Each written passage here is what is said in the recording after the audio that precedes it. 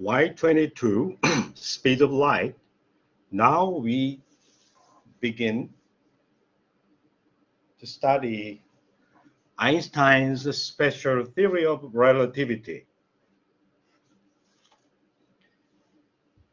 We learned Maxwell's equation, and Maxwell's equation shows the electromagnetic field propagates in vacuum with the speed of light.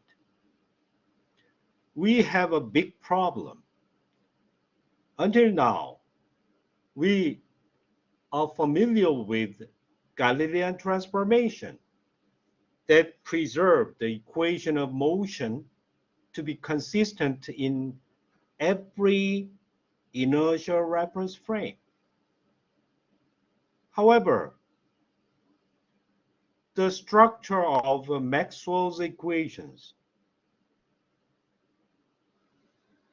the fact this number is exactly the same as the value at that moment when Maxwell discovered to be the same as the speed of light, then what happens if I make a Galilean transformation, for example, in the rest frame of a star, such as the Sun or Andromeda?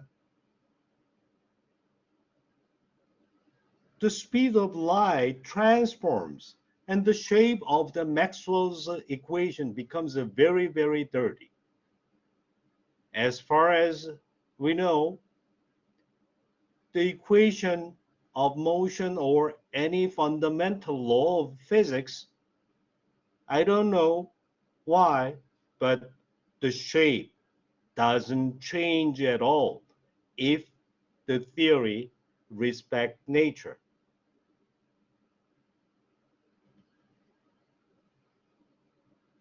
Therefore, there is something wrong with the Galilean transformation or Maxwell's equation.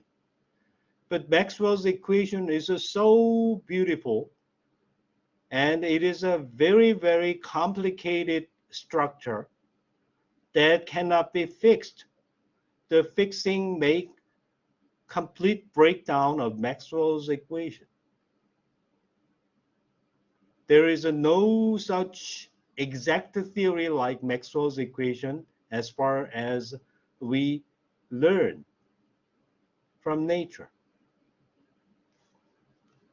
In 1887, Michelson and his friend Molly tried to find the speed of light in an absolute frame that is so-called ether.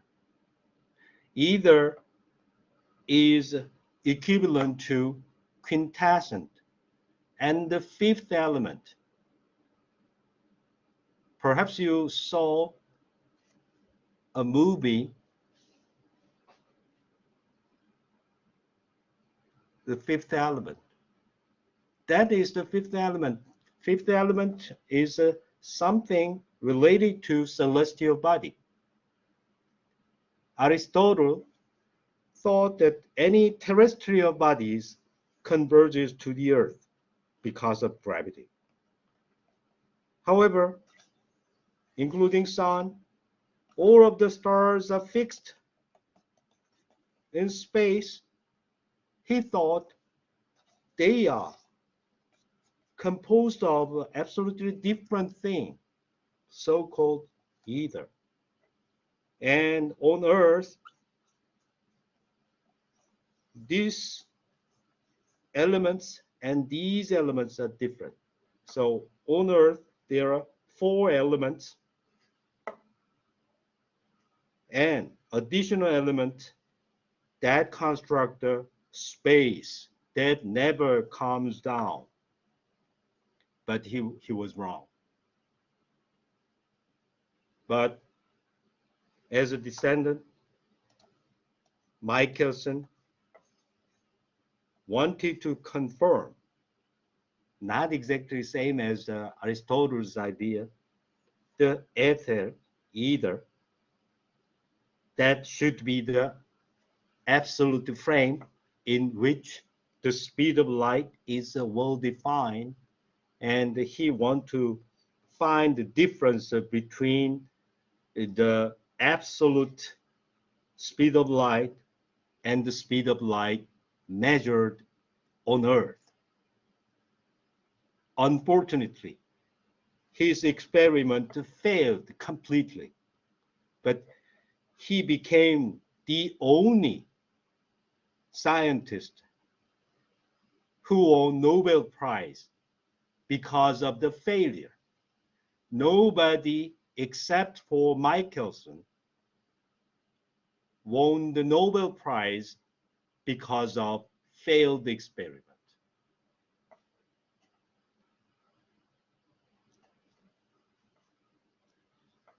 Michelson only wanted to show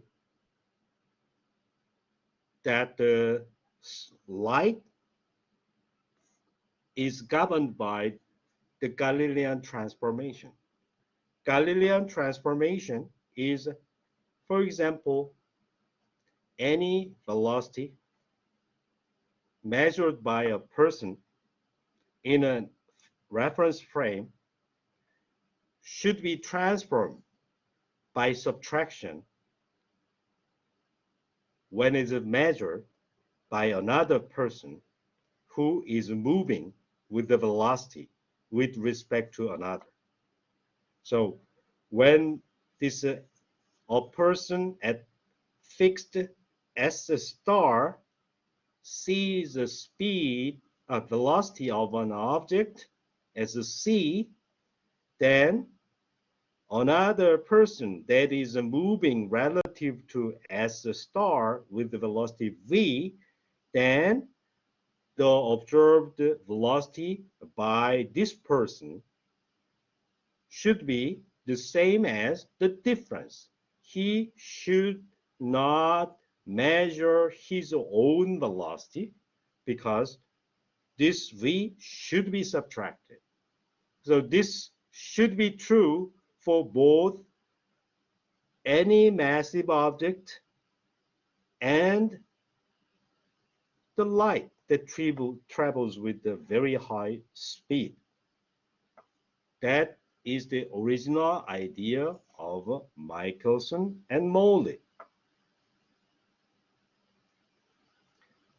Anyway, he thought the speed of light c, is not a well-defined value when it is measured on Earth. Instead, there should be an absolute frame that is called either rest frame. It does not depend on the direction of propagation. The magnitude should be the speed of light. And he assumed the Galilean transformation is true for the transformation of velocity of light. And he assumed that the velocity of the Earth is a finite value, capital V. And this is a greatly simplified version of his experiment. He is standing on Earth and he used a single light source, and light travels along the transverse direction and longitudinal direction that makes a right angle. And there are two mirrors. These two arms are of equal length, and it travels and comes back to the origin. The other light travels, comes back to the origin. You know, there's a flow of current in a river. You want to cross the river and you go down following the flow of water and want to return to the same position. Okay. And if you if there is another person running down with the flow of water, then to him, let me call it star, to him it is just like a pond standing still, still water, just like a pond. So to him, the rest frame of this star, let me call this as a star, the time required to go back and forth along the longitudinal direction, x-axis, and this time, these four time must be the same if water is standing still. However, to Michelson's idea, because this is S star in which either is at rest and speed of light is always the same as a c, the velocity of light in this frame, it is a CE1 minus a CE1, CE2 minus CE2, something like that. However, what actually Michelson measures in this experiment based on his idea is that is the speed going forward, the speed going backward, they mismatch. Because water flows down, the speed going down is very fast. When it returns, the speed, because of the cancellation, he is slowed down. Okay? When you want to cross this one and return, it is not the same as this style, but actually in the still water, he has to travel this kind of way, because in this frame of reference, water flows down by this amount, Therefore, as a result, finally, effectively, he travels along a straight path vertically. His motor driving force of the boat should be toward this direction, and water flows down, and finally he reaches the point opposite. This is the situation.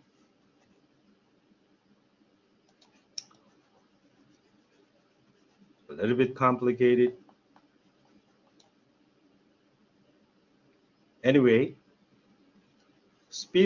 velocity of light is the speed of light multiplied by the unit vector of direction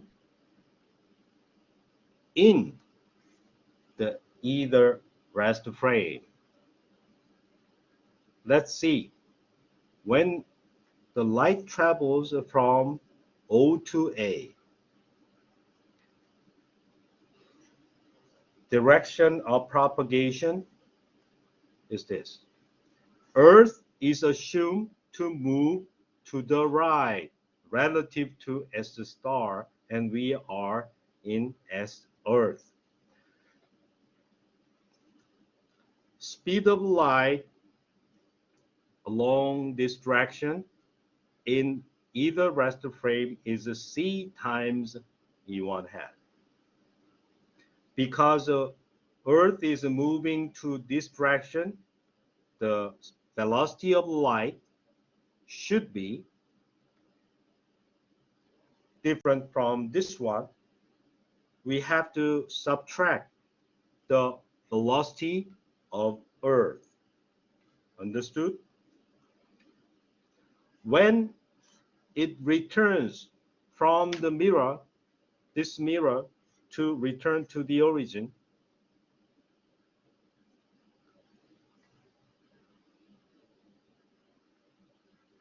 the speed of light in either raster frame is identical except for the flipping the direction.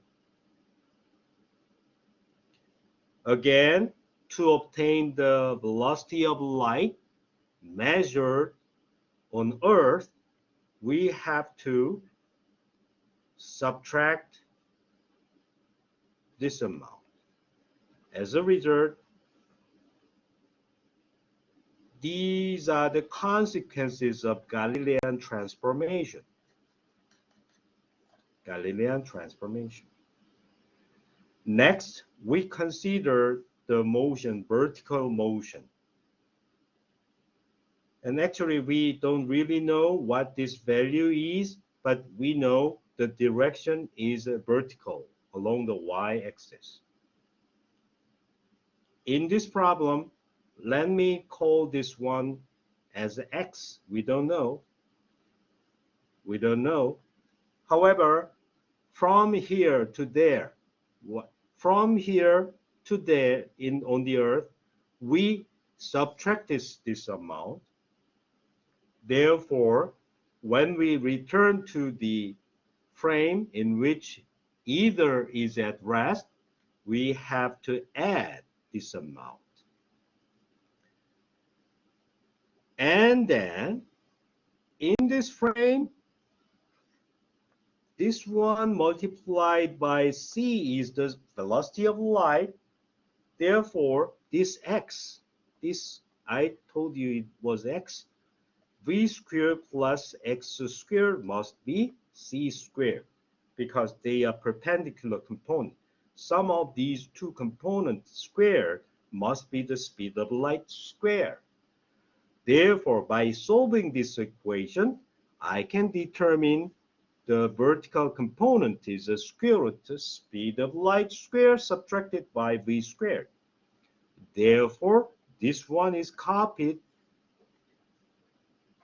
In a similar manner, the only difference for the light coming back along the transverse direction is identical to this formula, except that we have to flip the sign. Everything is all set. So if we consider this situation, we can see the time of travel for the longitudinal motion and time of travel for the transverse motion doesn't have to be the same. That means that they arrive at different time. And Michelson used the interferometer. They used the interference of the two lights, this light and this light. And when they returned, he found interference pattern because the wavelength of a light is the most accurate ruler in nature. There is no ruler such as a light which has a scales with very dense scale and uniform scale. So he was the best maker of interferometer, and it is now called Michelson's interferometer. However, unfortunately, he failed to measure the time delay between the two signals. What he measured was they arrived at the same time. what is the conclusion?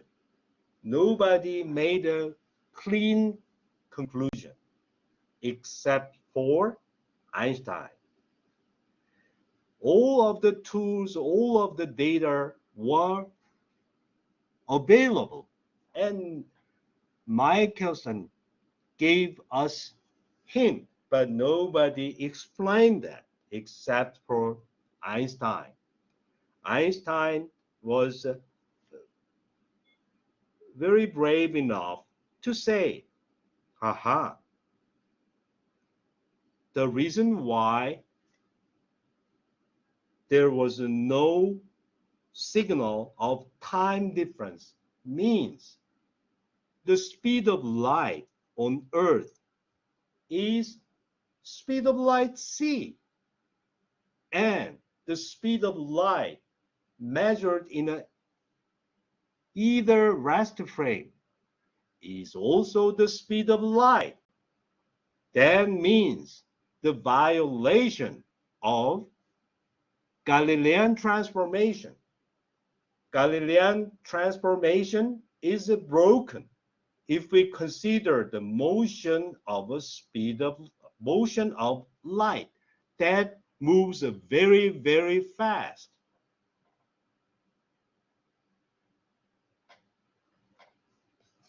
Einstein told us time of travel, these four travel, everything is the same. Somebody told him, stupid, nonsense. However,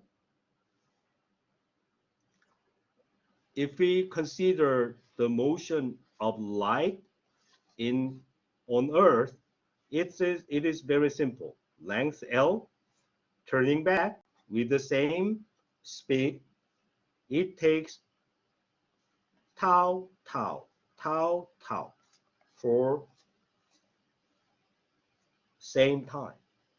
Now we return to the frame of rest frame of either, because we are moving forward. The light travels like that.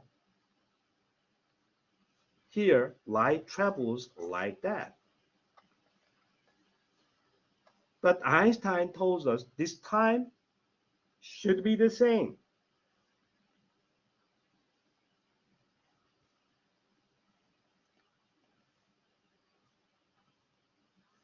This time multiplied by speed of light, and this time multiplied by speed of light, this transverse direction is the same. However, in here, it travels a longer distance than on Earth. The distance of travel, because the light travels along this path, he used a different time, CT. And using with the same time, because Earth is moving in this way, this is VT. And from this right triangle, he found that, haha, CT squared equals C tau squared plus VT squared. Move this guy. And C divided both sides by C squared. C squared minus V squared T squared equals C squared tau squared. CC cancel. What's that? T equals tau square root V squared over C squared. And there should be plus minus. However, time flows forward only. Neglect negative sign. From here, haha, to keep the speed of light the same in the two frame of reference, we have to modify the concept of time. time varies instead of speed of light varies. This is the solution by Einstein. And the value measured in the either rest frame is actually dilated in comparison with the measured value on Earth. The scaling factor is called Lorentz factor, and it approaches infinity as V approaches C. This indicates that any object cannot travel with the speed of light except for light, or one cannot exceed the speed of light even though I pour whatever amount of energy.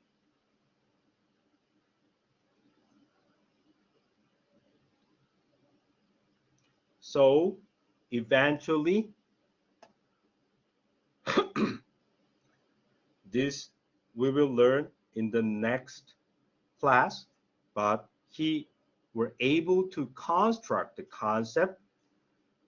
Time is not absolute value that determines everything. That means time in a frame of reference, time in another frame of reference,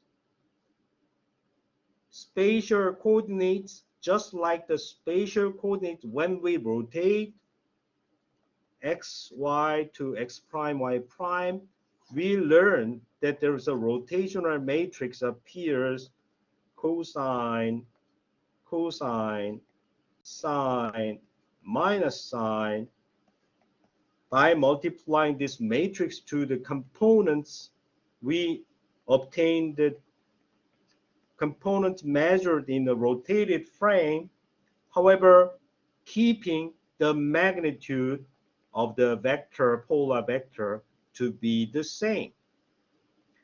He generalized this idea to consider this four-dimensional space is not a Euclidean space. Sure, among these four dimensions, three-dimension constructs a Euclidean space. However, when we include time to consider the four-dimensional space, our space-time space that is a four-dimension is not a Euclidean space instead of Minkowski space, whose absolute value squared subtraction difference is conserved. On the rotation, any vector, any Euclidean vector, Cartesian component squared sum is absolutely preserved. It is nothing, it is a kind of rotation. However, this boost, Lorentz boost we call it, this boost, relative motion of two observers, will bring in the invariance of space-time coordinate in such a manner. The difference is a hyperbolic coordinate. We know the interference of light due to two points, light sources. They make an interference pattern. This shape is a parabolic motion because the phase difference at a field point, this difference should be a constant, something like that. This is a hyperbolic equation. This kind of metric is called the Minkowski space. Okay, so using this idea, we will learn more detail later in the next class. Eventually, when we consider the space-time coordinate on Earth and the rest frame of either, when the watch is standing still, when you are measuring your time using your watch, this watch is sticks to you, and you are the origin of the frame of reference, then it won't move at all. So spatial coordinates are all zero. In that case, time flows with proper time. That is the minimum value of time flow. However, when you watch something moving, this object should be described with the four-dimensional coordinates with time multiplied by speed of light, because we have to match the dimension. The spatial coordinate is something like that. And when you are measuring something at rest, fixed at the origin, your time is tau, that is distinguished from t. The constraint of the Minkowski space, four-dimensional Minkowski space, is this zeroth component subtracted by the spatial component should be the same in any frame of reference. This one shows what we just have obtained for the time dilation formula. In any reference frame in which an object is moving, this is moving. The time is elongated, greater, longer than it is measured in the frame of reference in which an object is at rest. So time becomes a minimum difference in the rest frame. That is the conclusion of today's lecture. We will study another consequence, so-called length contraction, and to express the coordinate transformation, space-time coordinate transformation satisfying this relation of Minkowski space, we learn Lorentz transformation.